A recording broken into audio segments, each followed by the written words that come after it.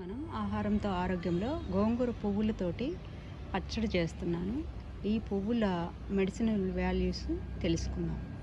ఇవి లోపల ఎర్రగా, చుట్టుపక్కల కొంచెం పసుపు తెలుపు కలిసిన కలర్లో ఉంటుంది.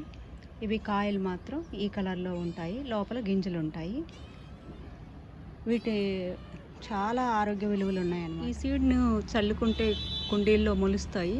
ఇప్పుడు మనకు కట్ చేసిన గోంగూర పువ్వులు ఇవి, నిన్న కట్ చేసినవి ఇవి అన్నమాట. ఇవి లైట్ పింక్ కలర్కి వచ్చినాయి. ఇవేమో ఇప్పుడు ఫ్రెష్గా ఉన్నాయి కాబట్టి ఈ కలరు. ఇవి కూడా ఎండకు ముడుచుకుంటే అదే రకంగా వస్తాయి అన్నమాట. గోంగూర పువ్వుల పచ్చడి కోసం మనం 1 కప్పు గోంగూర పువ్వులు, 1 కప్పు ఉల్లిపాయలు, 1 కప్పు టమాటా. ఇది లేకుంటే టమాటా లేకుంటే కొంచెం చింతపండు వేసుకోవచ్చు. ఒక 5-6 పచ్చిమిర్చి తుంచేసుకున్నాను. 1 స్పూన్ జీలకర్ర, 1 స్పూను ధనియాలు. ఇంకా ప్యాన్లో 1 పెద్ద స్పూన్ నిండా నూనె వేసుకొని వేయించుకోవాలి. ఇవన్నీ కూడా బాగా ఫ్రై అవ్వాల్సిన పని లేదు. ఇది కూడా కొంచెం కలర్ మారేదాకా ఉంచుతాము. బాగా ఫ్రై అవ్వాల్సిన పని లేదు. ఇది ఒక 2 మినిట్స్ అలాగే కొంచెం.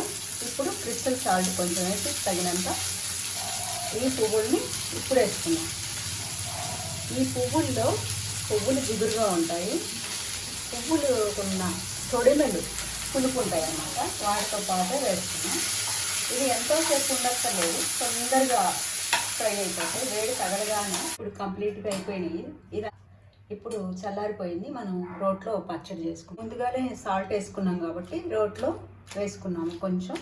ఇది నలిగిన తర్వాత మిగతా భాగం కూడా వేసుకున్నాం. ఒకసారి వేస్తే చిన్న రోలు పోతుందన్నమాట.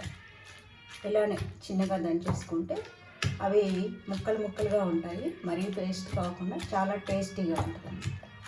రోటి పచ్చళ్ళు రుచే వేరు. రోట్లో పచ్చడి చేసేటప్పుడు కొంచెం జాగ్రత్తగా చేసుకోవాలి. పలుకులుగా రావాలి. ఇంకొకటి చిందితే కళ్ళల్లో పడుతుంది అన్నమాట. ఇప్పుడు మన గోంగూర పువ్వుల పచ్చడి రెడీ అయిపోయింది. మనం బౌల్లోకి తీసుకుందాం.